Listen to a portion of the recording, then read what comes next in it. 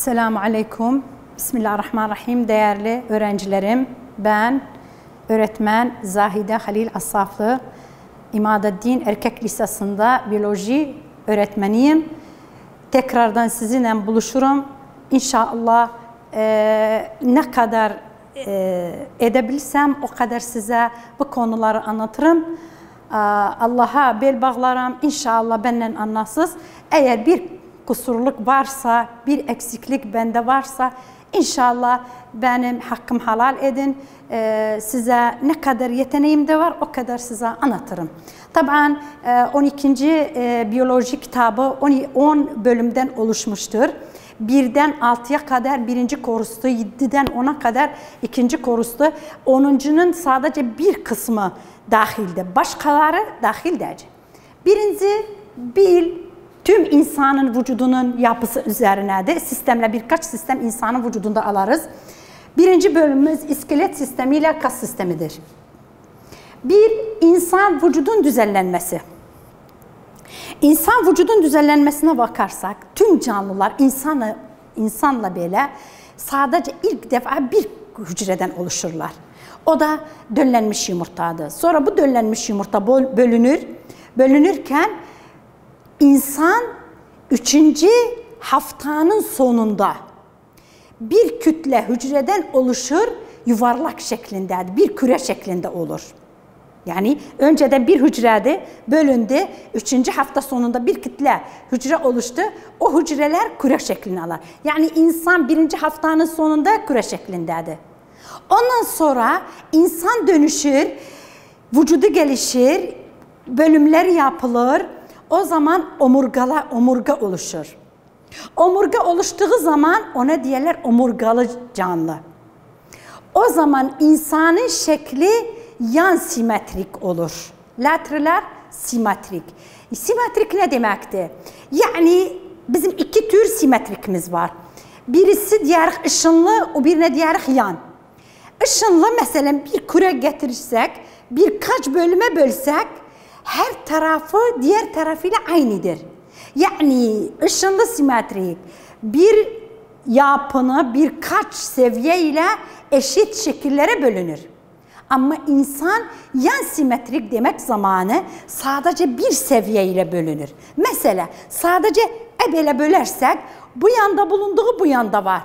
Ama böyle bölersek yukarıda bulunduğu aşağıda yoktur. Veya böyle bölersek arkada bulunduğu önde yoktur. Ama böyle bölersek göz, kulak, üst uyalar, alt uyalar, akciğer, böbrekler. Yani bununla bu insanın şeklini alır. Sonra hücreler özelleşir, neleri oluşturur? Dokular oluşturur. İnsanın vücudunda 4 tür dokumuz var. Birinci tür kas dokusu. Kas dokusu tek dokudur vücutta, harekattan sorumludur. Neden? Çünkü kasılma gevşeme yeteneği var. Neden? Çünkü hücreler uzundu, lif şeklindedir, kasılır, gevşer, bu da harekatı sağlar. Kas dokusuna bakarsak 3 tür kas dokumuz vardı. Birisi iskelet kası, kalp kası ve düz kas. Bakarsak iskelet kasına adından bellidir. Vücudun dışını oluşturur. Yani kemiklere bağlıdır. Özellikleri kemiklere bağlıdır. İstemlidir. Yani bizim istemimize göre çalışır. Kolumu harekatlandıran, bacaklarım harekatlandıran, boynumu, dilimi, çenemi, gözümü harekatlandırdığım zaman yani benim isteğime göre oluşur. Bu dedik birinci özelliği. Kemiklere bağlıdır. İkinci istemlidir. İnsanın istemine göre çalışır. 3 çok çekirdeklidir. 4 çizgilidir. Yani ne demek çizgili? Koyu ve açık bölgeler içinde bulunur. Bunu çizerken bu şekildedir. Bir şekilde olur. Bu şekildedir. Bu çekirdek çoktur. Bu çekirdeklerdir. Olabilir. Mesela çekirdekleri ve bunlar da lifleridir bunlar. Ama çizgili olmak abudu çizgilisi. koyu açık yerleri içerir. Bunlar koyu açık, bu açık bu koyu. Çizgili, istemli, iskelet kemiklere bağlıdır, çok çekirdeklidir. Kalp kasına gelirsek ve bunlar uzundur. Kalp kasına gelirsek sadece kalbin duvarını oluşturur. Kısadır ve dallıdır. Kısa ve dallıdır. Tek çekirdeklidir. Tek çekirdeklidir. Aynı şekilde bu lifleridir. Çizgilidir. Çizgilidir. Yani burada iskelet kasına benzedi. Ama istemsizdir. Yani bizim kalbimiz bir çarparsa, 1000 çarparsa bizim isteğimizin dışında çalışır. Tamam. Yani bildik bunu. Kalbin duvarını oluşturur. Çizgilidir. Tek çekirdeklidir. Kısadır, dallıdır ve istemsizdir. Düz kasa gelirsek. Düz kas neden bunu almış? Kirma şeklindedir. İğ şeklinde. Tek çekirdeklidir. Çizgisizdir. Yani bu dik şeklinde olan çizgileri yoktur. Lifleridir. Kalp hariç vücudun tüm iç organlarını oluşturur. Mide, bağırsak, böbrek, akciğerler, yani tüm içteki kan damarların duvarlarını hepsini oluşturur. İstemsizdir. Sizin, benim midemiz çalışır, çalışmır. Kan yürür, yürümür. Bizim elimizde bir şey yok. O kendi başına çalışır. Yani burada bakarız, kalp kasını ikisi arasında yaptık.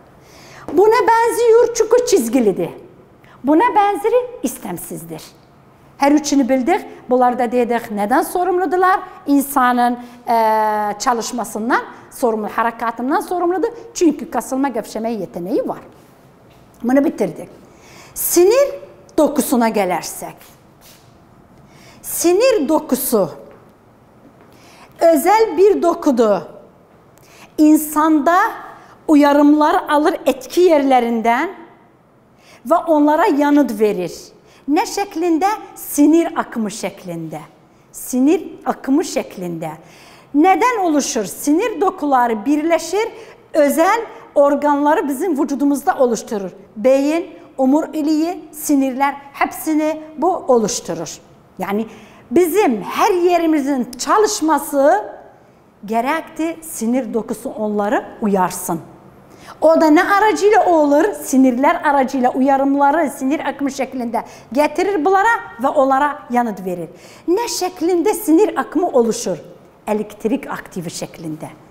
Pozitif, negatif şeklinde, elektrik akımı şeklinde bizim vücudumuzda sinir dokusu çalışır ve olaylarını yapar. Şimdi bildik, sinir dokusu bir dokudur, özel dokudur.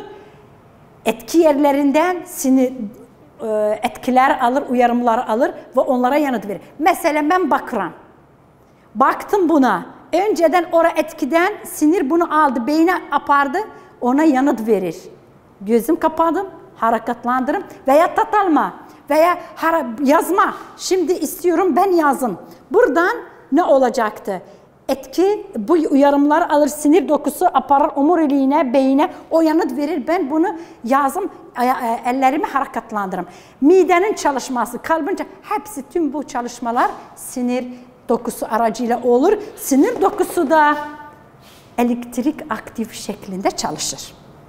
Epital dokuya gelirsek, epital dokusu bir dokudur, vücudun organlarının dıştan, içten onları kaplar, yani örter. İçten, dıştan onları örter. O nedenle edebilirlik diye örtü dokusu. Ona diyebilirlik örtü dokusu. Bir örtü dokusu da ama bir tabaka hücreden oluşur veya çok tabakalı hücreden oluşur. Ve yerine göre farklıdır. Mesela kan damarlarında bir tabakadan, ince bir tabakadan oluşur. Bazen bir epital hücresi kılcal kan damarını oluşturur. Bu da ne için? Ta ki maddelerin alışverişini kolaylaştırsın. Dokulardan kan arasında.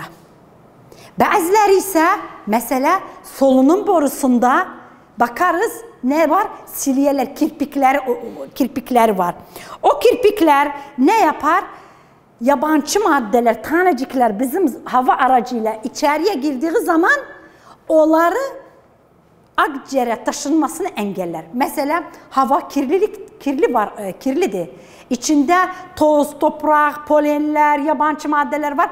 Solunum alma zamanı bu solunum borusuna geçer. Geçme zamanı hemen bir epital tabakası, epital dokusu solunum borusunda kirpikler şeklinde bu yabancı maddeleri, tanecikleri tutar. Sonra onun üzerine sümük maddesini arttırır, salgılar. Bunu toplar, dışarıya bunları atarlar. Ve deride bakarız. Derinin dış tabakası ölüdür. Bu da korumak içindir. Bu nedenle sürekli bu değişir. Sürekli bir yok olur, yeniden yerine gelir. Bu da içini korumak içindir. Deride bulunan epitel hücreler lamella şeklindedir. Ya enlinedir, lamelladır. Düzdür, eni geniş, lamella şeklinde ama ölüdür. Yani burada baktık, epitel dokusu yerine göre şekli değişir. Ama bir tabaka veya çok tabakalıdır ve bazılarda kirpiklidir solunum borusu, bazılarda sadece bir tabakadır veya bir hücredir, kan damarları ve bazılarında da ölüdür ve enni. Biz diyarıq, biz öz dilimizde Türkmence yassıdır. Yani enni, düzdür. Bunlar ve dışarısı ölüdür, sürekli bu değişir. Ondan sonra bağ dokumuz var. Bağ dokusu adından bellidir. En önemli görevi vücudun bölümlerini birbirine bağlar. Bağ dokusu en türlü yaygın doku olan vücudumuzdadır. Türlüdür. Tabii bundan önce epitel dokusuna, pardon bunu söylerim. Epitel dokusunun hücreleri sık sık dizilmişti. Ard arda dizilmişti. Aralarında boşluk yoktur. Olursa da çok azdı. Yani bunun şekli her zaman çok zaman bu şekilde birbirinde sık sık dizilmiş. Böyle. Ara madde bu da çekirdekti. Ara madde yani yoktur. Olursa da çok azdı. Ama bağ dokusuna bakarsak bağ dokusunun hücreleri sık sık değil. Aralarında boşluk var. O boşluk bir maddeyle dolur. Onun adı neymiş? Onun adı ara madde. Ara madde. Bağ dokusu ara maddeye göre birkaç türe sınıflandırılır. Yani eğer gelirse sınıfta neye dayanarak bağ dokusu sınıflandırılır? Diyarıq ara maddeye göre. Varımızdır. Sert, varımızdır. Yarı, sıvı ve varımızdır sıvı. Sert, ara maddesi sertti. Örnek kemik, kıkırdak, sertti bunlar. En önemli kemik özüdür. Kemik sertti. Neden sertti? Çünkü ara maddesinde kalsiyum tuzları bulunur. O kalsiyum tuzları ne edecekti? Bunu sertleştirir. Ama yarı sert veya yarı sıvı olarak yağ dokusudur, lenfti, kıkırdaktı. Yani sert değil, sıvı da değil. Bu da ara maddesi sıvıdan daha katıdır, sertten daha eksiktir. Onun da dediğimiz kimin? Kandı, tendorlardı, yağlardı. Ama sıvı olarak lenf ile kandı. Bakarız sıvıdır, yani maddesi sıvı şeklindedir. Bu da örneğimiz var kan ve lenf. Yani burada dikkat ederek bir müthiş bir şey görürük. Yani baxırıq. Kemik de bağdır, sıvı kan da bağ dokusudur. Her ikisi. Ne kadar farkları çoktur. Bunun nedeni ara maddedir. Onun ara maddesi sert, bunun ara maddesi sıvı. Abunina ondan ötürü eğer gelərsə sınavda türlü, çeşitli, yaygın doku vücudumuzda olduğu kimdir? Bağ dokusudur. Neye göre sınıflandırılmıştır? Şeyine göre, ara maddesine göre. Burada bu ara maddeye göre türlü görevde yapar. Var mesela destek olur vücuda, kemik gibi. Savunma, kan gibi, içinde aküvarlar var. Gaz alışverişi, aynı kan gibi. Destek olur ve şekilde vücuda verir. Bu savunmayı da, bunlar da hepsi şeyin şeysidir. Yani bağ dokusunun görevleridir. Biz şimdi dokuları bitirdik. Önceden hücre, sonra doku. Şimdi dokular toplanır. Doku toplananda neyi oluşturur? Organ. Varımızdı mesela mide, karaciğer ve böbrek ve bunlar nasıl oluşur? Her 4 tür doku birleşir, bunları oluşturur. Mesela kas dokusu duvarı oluşturur. Şeklini verir, duvarı oluşturur. Epital dışarıdan içeriden örter. Sinir dokusu uyarır. Bağ dokusu mesela lenf, kan, yağ bunun duvarında yayılır. Manası budur. Her bir organ 4 tür dokudan oluşur. Şimdi organlar toplandı. Organlar toplananda ne oluşturur? Sistem. Sistem nedir? Bir toplum organdı, farklı görevleri yapar. Organ bir tür görev yapar. Ama sistem farklı görev yapar. Mesela sindirim sistemine bakarsak, sindirim sistemi mesela varımızda ağızda çiğneme. Yani mekanik sindirimi. Yutakla sindirim borusu taşıma. Besini ağız boşluğundan mideye. Mideye bakarsak kimyasal ve mekanik sindirim yapar. İnce bağırsağı ise sindirim ve emme.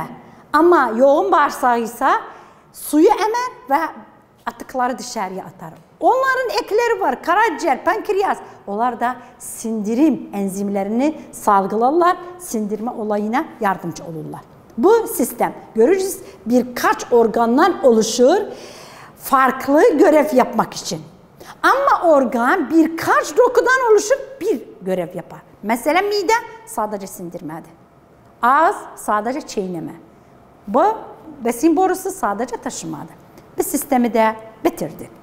Şimdi geliriz tamamlayıcı sistemler. Tamamlayıcı sistem bakarız ne demektir?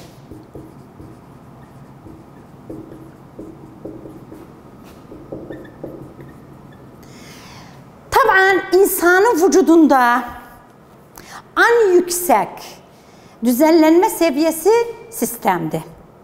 Ama en düşük hücredir. Yani eksik düzenlenme hücredir. En yüksek sistemdir. Biz bakarız bizim vücudumuzda hiçbir organ kendi başına çalışmaz. Gerekti birbirlerini tamamlasınlar ta ki olay ulaşsın. Mesela bizde var sindirim sistemi. Sindirim sistemi besinleri sindirir. İyi bir sindirmede ihtiyacı yoktur kasların kasılmasına, gevşemesine. Evet. Kim onları uyarır? Sinir sistemi. Sinir sistemi onları uyarır. Onlar kasılma, gevşeme ile sindirme. Aynı zamanda ihtiyacı var neye? İhtiyacı var kana, oksijeni, akciğerden, yani bak dolaşım sistemi, akciğerden o da solunum sistemi, oksijeni getirdi nereye? Sindirim sistemine, ta ki ona güç versin çalışmak için. Aynı zamanda dolaşım sistemi kan, sindirilmiş maddeleri emer, vücudun türlü yollarına, organlarına taşır. Aynı zamanda atıklar oluşur. O atıkları aparır, özellikle sıvı, nitrojenli atıklar aparır idrar sistemine, boşaltım sistemine. Orada böbreğe verir, böbrek de idrar kesesi, idrar yoluyla dışarıya atar. Yani aynı zamanda ihtiyacı var enzimlere, hormonlara, o da endokrin bezler sistemi. Bunlar hepsi birlikte çalışırlar ta ki insan vücudunun tamamlasın, en yüksek derecede, en yüksek seviyede çalışsın. Bazı gördüler, bazı organlar var, iki sistem için işler. Yani ben ona söylerim iki yüzlü bir kişi. Mesela varımızda pankreas. Pankreas sindirim sistemin genel yapısıdır. Yani pankreas olmasa sindirim olayı tamamlanmaz. Ama aynı zamanda ek sistemdi, ek organdı endokrin sisteminde. Nasıl? Pankreas bu yandan enzimleri salgılar sindirim sistemine takip etsinler, sindirilsin. Aynı zamanda içinde bir grup hücre var, ona Langerhans adacıkları denir. Langerhans adacıkları ne yapar? İnsülin maddesini salgılar, hormonunu, kanımızda şeker seviyesini düzeltir, kontrol eder. Yani görürüz ki pankreas bu yanda sindirim sistemi için çalışır, diğer tarafta endokrin bez sistemi için çalışır. Yakın şey, biz besin yutarız. Nereden geçer? Yutaktan. Solunum alırız, oksijen. Nereden geçer? Yutaktan. Yani yutak hem sindirim sisteminin bölümüdür, çalışır, hem de solunum sistemi için çalışır. Burada bakarız iki sisteme bu ait, iki sistem için çalışır. Bunu da bitirdik. Şimdi geliriz vücut boşlukları. Vücut boşlukları. Vücut boşluklarına gelirsek, biz hepimiz görmüşüz. İnek, koyun, kuzunun başını kesme zamanı, karnını açanda organlar çıkandan sonra vücudundan, o hayvan vücudunda tam büyük bir boşluk onun vücudunda var. Aynı şekilde insanın da vücudunda boşluklar bulunur. Bu boşlukların önemi nedir? İçinde organlar yerleşir ve korunur. Buna karşı insan vücudunda birkaç boşluk bulunur. Bir, varımızda kafa tası boşluğu. İki, omurilik boşluğu. Üç, göğüs boşluğu. 4, karın boşluğu. 5, havuz veya pelvik boşluğu.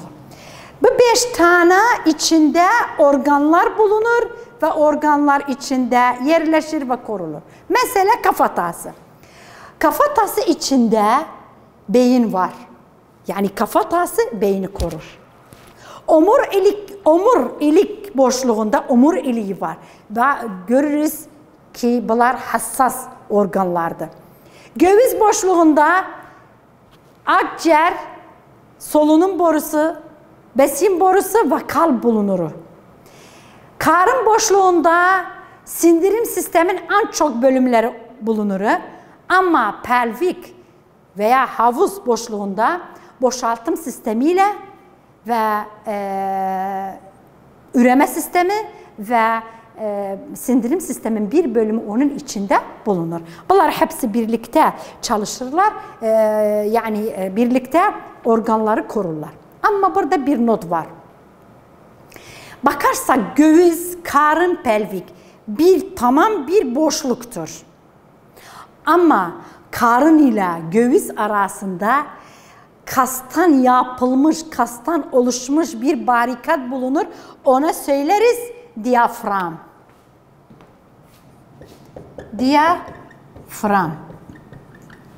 Diyafram kaslı bir barikattır. Zar şeklindedir. Göğüs boşluğunu karın boşluğundan ayırtır.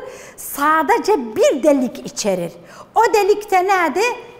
Sindirim borusu ondan geçer, mideye bağlanır. Sindirim borusu ondan geçer, mideye bağlanır. Biri bitirdik. Şimdi geliriz